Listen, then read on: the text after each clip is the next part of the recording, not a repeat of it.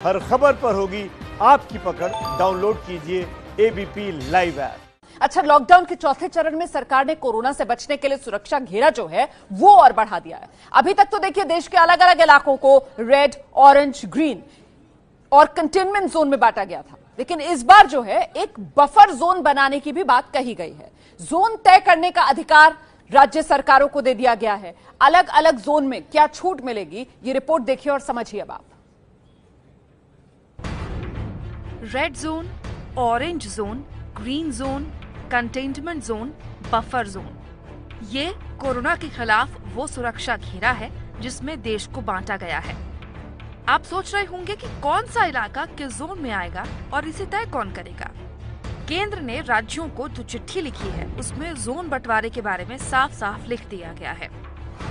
Red, orange और green zone तय करने का अधिकार राज्यों और केंद्र शासित प्रदेशों को होगा, जबकि कंटेनमेंट जोन और बफर जोन का फैसला लेगा जिला प्रशासन।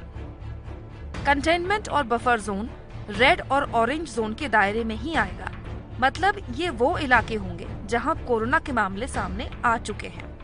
केंद्र की गाइडलाइंस में साफ है कि कोरोना के बढ़ते मामलों के आधार पर कंटेनमेंट जोन का फैसला होगा। कंटेनमेंट जोन में केवल मेडिकल और घरेलू उपयोग के सामानों की आपूर्ति हो सकती है। किसी भी तरह की गैर जरूरी आवाजाही बंद रहेगी। स्वास्थ्य मंत्रालय की गाइडलाइंस का सख्ती से पालन होगा। कॉन्टैक्ट ट्रेसिंग और घर घर स्वास्थ्य की जांच होगी।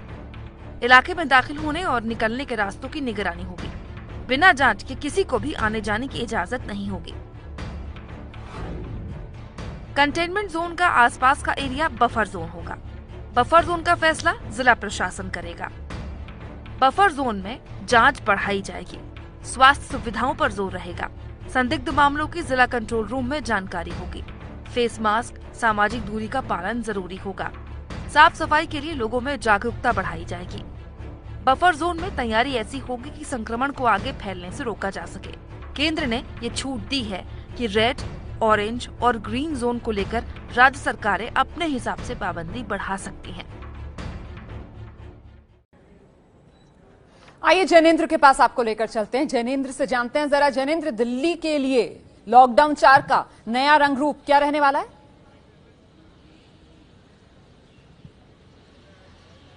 रोमाना, विस्तृत कार्य योजना तैयार कर रही है दिल्ली सरकार। और कल जब केंद्र की तरफ से गाइडलाइन इशू हुए थे, दिशा निर्देश आए थे, इसके तुरंत बाद मुख्यमंत्री अरविंद केजरीवाल ने कहा था कि ज्यादातर जो सरकार के दिशा निर्देश हैं वो दिल्ली सरकार के सुझाव के अनुरूप ही हैं और विस्तृत कार्य योजना दिल्ली सरकार लेकर आएगी। मुख्यमंत्री ने खुद ऐसा कहा था। उम्मीद जताई जा रही है कि आज शाम से पहले दोपहर के बाद खुद मुख्यमंत्री ही विस्तृत कार्य योजना लेकर के सामने आएंगे। जो ढील की उम्मीद की जा रही है, जिस तरह दिल्ली सरकार ने कहा था कि दुकानें खोली जाएं, तो दुकानों को खोलने का फैसला चूंकि राज्य सरकारों को करना है, तो उम्मीद की जा रही है कि दुकानें खोलने का फैसला सरकार ले सकती है ऑड इवन के बेसिस पर, यानी आधी दुकानें एक दिन खुलेंगी और आधी दुकानें दूसरे दिन। इसके अलावा पब्लिक ट्रांसपोर्ट में भी काफी हद तक राहत की उम्मीद कर सकते हैं। बसें चल सकती हैं, डीटीसी की बसें चल सकती हैं। इसके अलावा ऐप बेस्ड जो कैब सर्विस है वो चल सकते हैं, लेकिन उसमें कुछ नियम और शर्तें होंगी। क्या नियम और शर्तें होंगी? दुकानें अगर खुलेंगी तो सोशल डिस्टेंसिंग वहां पर कैसे सरकार गारंटी करेगी? इन तमाम चीजों को लेकर के मुख्यमंत्री के प्रेस कॉन्फ्रेंस का इंतजार हो रहा है। एक बात साफ है कि मास्क पहनना अनिवार्य होगा और सोशल डिस्टेंसिंग का पालन करवाना, अगर दुकानें खुलेंगी तो वहां के जो जिम्मेदार लोग होंगे उनकी जिम्मेदारी होगी। तो काफी हद ये जो नया लॉकडाउन 4, उसमें पहले के मुकाबले दिल्ली में काफी ढील और काफी रियायत आज बढ़ सकती है और उन तमाम चीजों के लिए मुख्यमंत्री के प्रेस कॉन्फ्रेंस का इंतजार हो रहा है। तो रियायतों वाला दिल्ली वालों के लिए लॉकडाउन 4 रह सकता है। यूपी आपको लेकर चलते हैं। रणवीर हमारे साथ मौजूद हैं। लॉकडाउन 4 के लिए यूपी सरकार का क्या है प्लान, रणवीर?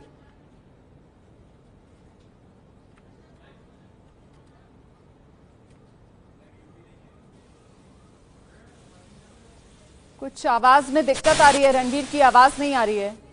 रणवीर, कुछ तकनीकी खराबी है, अभी ठीक करवाते हैं, दोबारा मैं आपके पास आऊंगी। ब्रजेश के पास लिए चलते हैं। मध्य प्रदेश का लॉकडाउन 4 के लिए क्या है प्लान?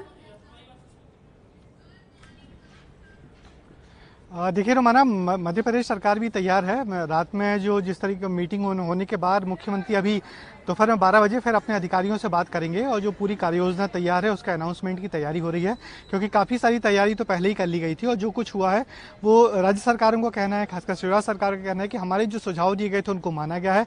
सबसे बड़ा सुझाव तो यही था कि जो जोन डिसाइड करने का अधिकार राज्यों को मिलना चाहिए तो वो मिल गया है और इस आधार पर एक बार मध्य प्रदेश में फिर नए सिरे से सारे जोन डिसाइड होंगे।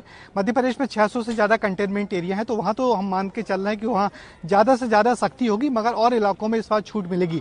आज मुख्यमंत्री शाम को 8 बजे प्रदेश की जनता को संबोधित भी करेंगे दूरदर्शन के माध्यम से। तो अब इसी में कंफ्यूजन है कि क्या शिवराज सिंह प्रेस कॉन्फ्रेंस करेंगे दोपहर के बाद या फिर सीधे जब प्रदेश की जनता को संबोधित करेंगे तब उस वक्त इस सबकी जानकारी देंगे। समझा यही जा रहा है कि दोपहर के बाद कभी भी अनाउंसमेंट हो सकता है कि मध्य प्रदेश की जनता को लॉकडाउन 4 के पहले दिन क्या क्या छूट मिल सकती है। हालांकि बहुत ज्यादा छूट देने की उसमें सरकार नहीं है, वहां गांव में और उद्योगों में ज्यादा छूट देने की कोशिश की जा रही है, क्योंकि मध्य प्रदेश में देखते ही देखते जो संक्रमितों का आंकड़ा है तकरीबन 5000 के पार कर गया है।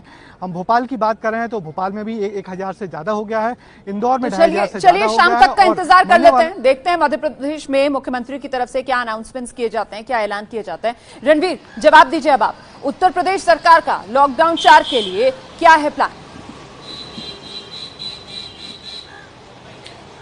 देखिए, आज शाम 5:30 बजे कैबिनेट की बैठक है। इस कैबिनेट की बैठक के बाद ही लॉकडाउन के बीच में क्या रियायत होगी, क्या क्या बंदिशें होंगी, इसका फैसला होगा।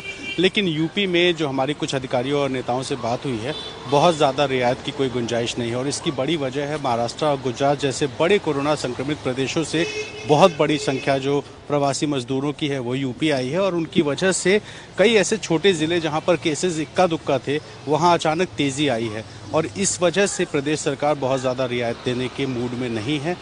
मुख्यमंत्री की टीम 11 के साथ थोड़ी देर बाद बैठक होगी जिसमें चर्चा होगी और उसके बाद अपने कैबिनेट के सहयोगियों के साथ चर्चा करके एक विस्तृत जानकारी दी जाएगी और बताया जाएगा कि यूपी में रियायतें किस तरह की होंगी। लेकिन केंद्र सरकार का वो निर्देश जिसमें जो जो चीज़ें बंद रखनी है वो तो बंद रहेंगी ही, उसके बावजूद भी लगभग जो अभी की स्थिति है लगभग यही स्थिति बनी रहेगी उत्तर प्रदेश में और इसकी बड़ी वजह सिर्फ और सिर्फ प्रवासी मजदूर है, क्योंकि केसेस यहाँ पर 4500 के आसपास है और एक्टिव केसेस सिर्फ 1700 के करीब है, यानी कि 2600 से ज़्यादा लोग ठीक हो चुके हैं और 110 लोगों के करीब मौत हुई है। और ये वजह है कि कोरोना का संक्रमण बहुत ज़्यादा नहीं है, लेकिन प्रवासी मजदूरों को देखते हुए एहतियात बरतते जाएंगे यूपी में और इस वजह से बहुत ज़्यादा रियायत नहीं होगी।